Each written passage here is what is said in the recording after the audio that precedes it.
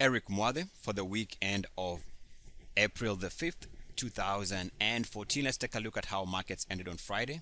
You can see that the Dow down about 1%, Nasdaq was down the most, about 2.6, S&P 500 was down 1.25, gold was up, so was crude oil, and the VIX was up surprisingly only 4%. And so let's take a look at how the markets did for the entire week.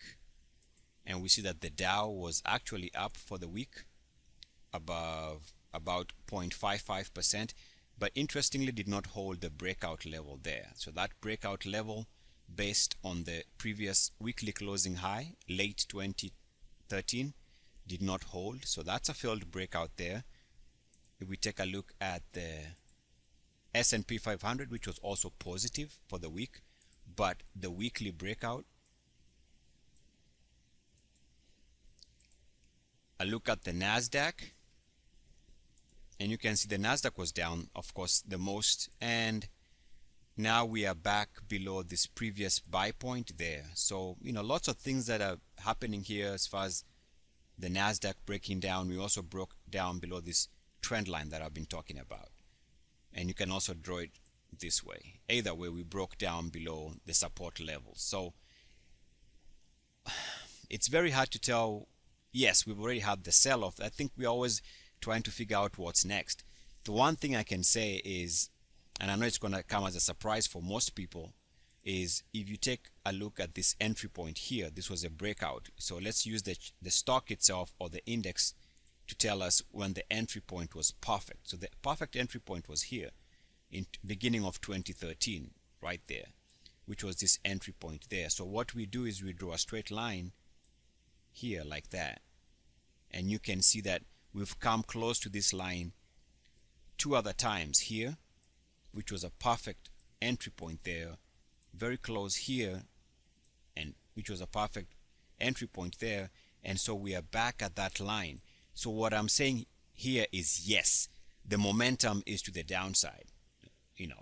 There's a trend line there that has yet to be broken, but there's another trend line here that was broken.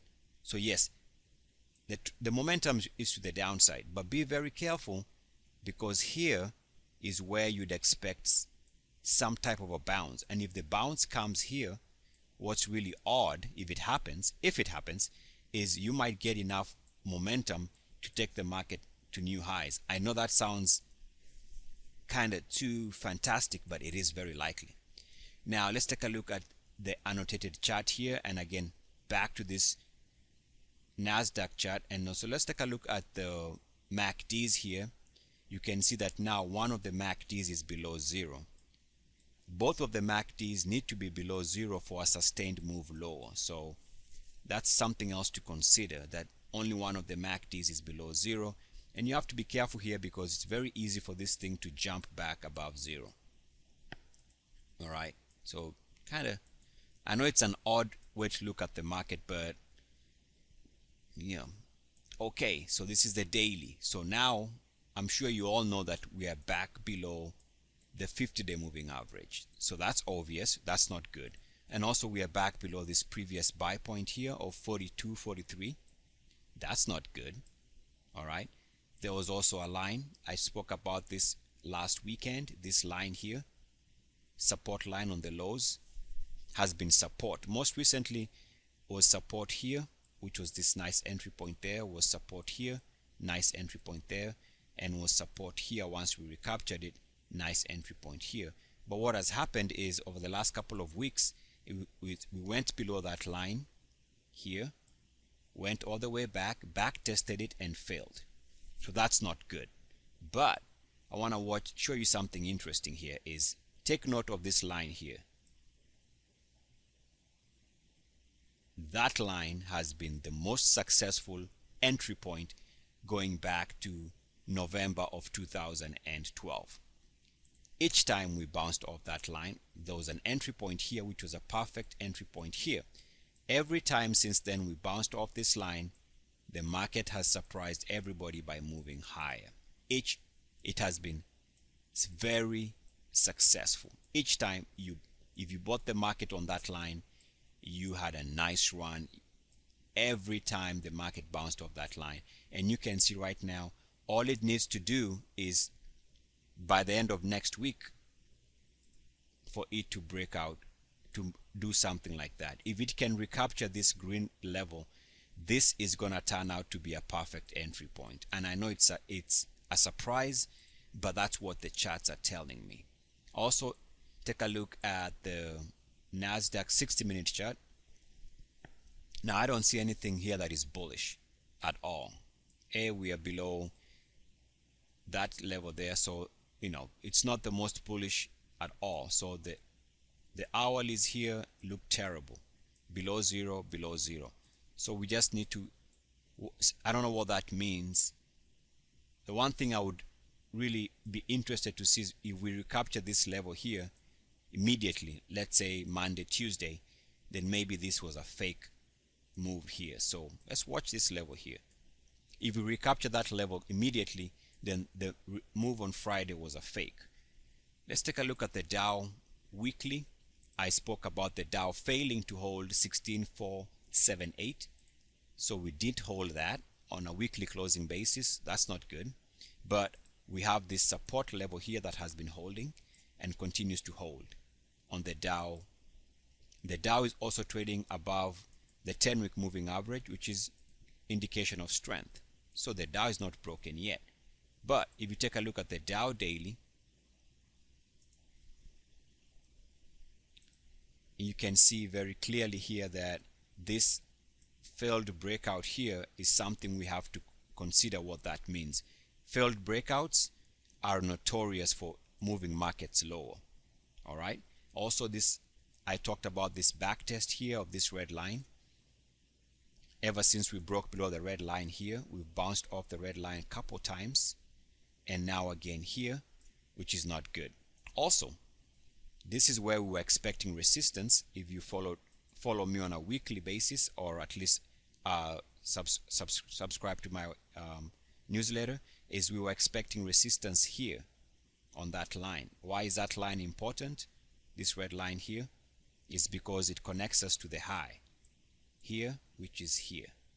And so we draw a straight line, and you can see we bounced off that line. So we have double resistance, coming from the back test here and from the top side there. So it made sense, and that's why I was telling subscribers the last couple of days to expect a pullback. And so no surprising, we did get that pullback.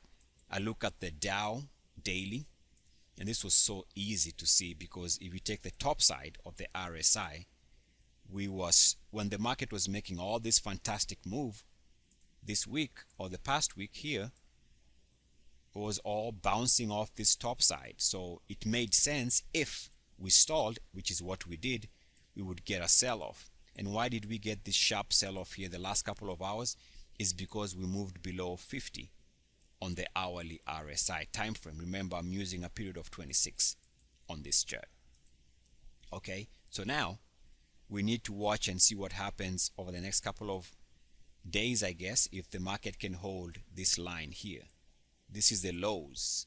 Just like we had resistance on the top side, we could find support on this bottom side. I know that's going to surprise a lot of people, but the hourlies are not yet necessarily broken. Even I'm surprised to notice that. All right, on the Dow Transports, on the weekly, they failed to hold the weekly buy point. So they are below. They were breaking out for the week, but failed to close above the weekly high. On the weekly time frame, we have RSI having support on that line and continues to find support. One thing you have to worry here is we are making higher highs on a weekly closing basis, but we are ever making lower lows on the technicals, which is not a good sign. If we take a look at the daily for the Dow Transports, and this was so easy to see, is the top side, very easy. Going back to 2012 draw, just take a straight line connecting the highs on the RSI, very simple.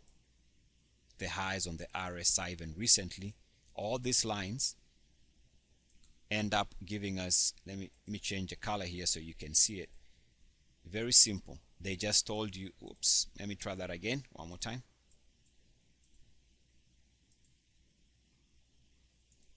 They just told you that this was going to be resistance right there. And so that made sense that coming into this last couple of days, we were making higher highs, but the technicals were making lower lows. And actually, the one thing I have to point out here, it's very important to understand that because this lower low on this negative divergence took place below 61.8, because it was below 61.8 on the RSI, that to me is a serious sell signal. My thinking here, and it's just an idea, is eventually we might have seen major highs in this market. I've been saying that for a while, but the way we've been making higher highs, the quality of the higher highs is so bearish that I believe that we are setting up for months down the road to really see lower prices. Week to week we might bounce, day to day we might bounce, but I think month to month we are not setting up very well. Take a look at the S&P 500 weekly, and you can see that the S&P 500 weekly held previously on this support line here. So as long as we are holding this support line here on the S&P 500, the market continues being healthy. It is also healthy that the S&P 500 holds above the 10-week moving average there. So it's healthy. But remember, we failed to break out. The breakout failed, and that's not good. On the daily, for the SPX, and this was so easy to see, is higher highs, and yet the technicals stalled precisely on this line. So that was very obvious, and also there was a back test of this line if you draw it like that. So this line that I'm drawing here, I know it's, unless you follow me week to week, it's confusing, but this line, once we broke down here, we bounced off this, went above it, below it, and now we are finding it difficult to stay above that line. That to me tells me this is an area of a reversal. Also, again, notice that this negative divergence took place with the S&P 500 recently not moving as high as 61.8, because we made a higher high with the RSI stalling and not moving above 61.8 on the daily RSI. This is a major high. Today we had a big drop on the S&P 500. Why? Because we moved below 50 on the daily time frame. So let's take a look at the S&P 500 60-minute chart, and we see that, and I sent out a video to my subscribers on, I believe it was on Thursday. I spoke about these higher highs and the fact that the market was back in this general area here, and I suspected that this would be a reversal area here, and it turned out to be correct. Now, one thing I have to point out again is we have to be careful about deciding that the market is done. Notice that there was an entry point here which corresponds to this breakout here. This breakout is significant on this hourly chart for the S&P 500 because this entry point was this nice entry point here. On hindsight, it led to this big move here. But now we draw a straight line from this level here, and you can see it has been helping the market find support. The market found support here, which was this level. It found support here once we moved above that level with a double bottom, which was this entry point here. We found support here, which was this entry point here. We found support here, nice entry point here to new highs. So we can see we are back in this general area. If the market bounces off this level like that, then this is also going to turn out to be a nice entry point. So be careful about calling the market dead yet. All right, this market could very easily bounce. Now, if we take a look at, let's take a look at the QQQ. Let's take a look at the on a weekly time frame. All right, so on a weekly time frame, yes, we are down. That's obvious because we broke down below that trend line. So that's very easy. So that makes sense. Okay, on the daily, remember I was talking about the last couple of videos, I was saying that the market was making higher highs, and yet on a weekly time frame, remember I'm using a period of 21 here. On the RSI, we made lower lows. Notice that these lower lows took place with the RSI failing to move above 61.8. because we made a higher high with the RSI not moving above 61.8. That's the worst type of negative divergence, and I have a video on YouTube talking about that. So draw a straight line on the price, and there was a trend break there. Okay, so just something to watch. Trend break on that line there could move lower, but take note of the fact that I spoke about the Nasdaq coming back to this buy point here.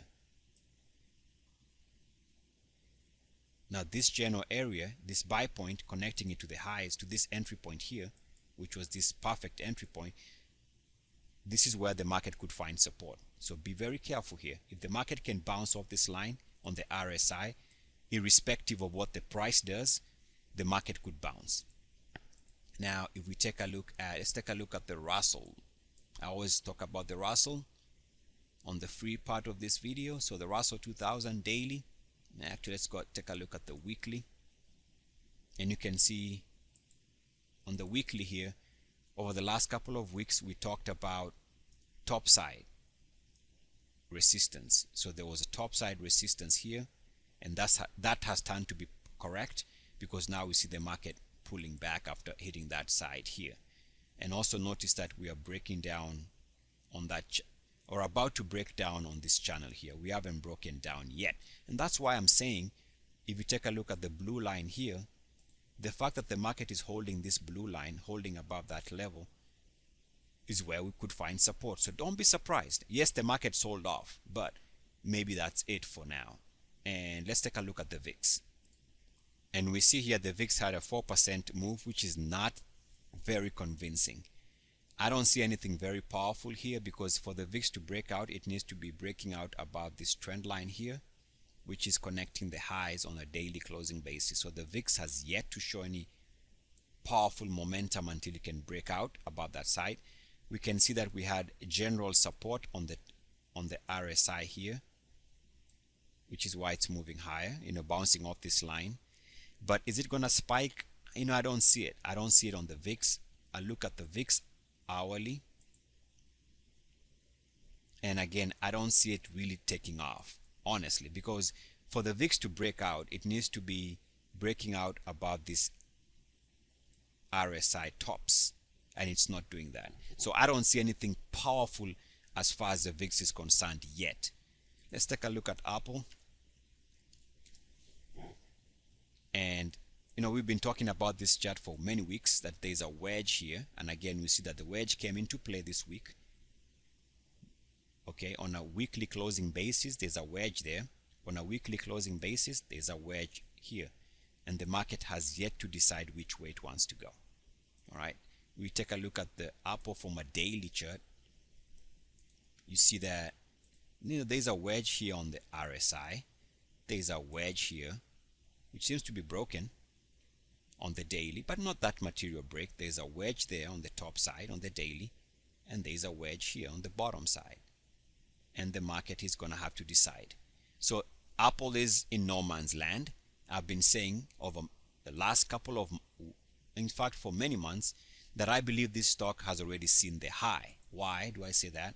It's because if I go to, let's say, the last 13 years or so, take a look at the monthly chart for this stock going back many years, and I know for a fact that I spoke about this, that this is where it's been stalling. If you take a look at this line, you can study this line at your own time. Above this line the stock does well, above it does well, but below it sells off. It sells off below that line, and you can see recently we hit that line. So I suspect that over time this thing rolls over, unless it can break out above this 553 level here, which have been, anything below 553 is bearish. If it can break out, then that's bullish. I'm gonna end the video there because I have another 1 hour and 10 minutes. Believe it or not, there's another 1 hour and 10 minutes after the free part of this video. So if you wanna enjoy the rest of this video, log on. For subscribers, let's move on. For the rest of you guys who are here for the free part of the video, have a great weekend. Let's see what next week brings. Eric Muade, talk to you guys later. Otherwise, let's continue on for subscribers.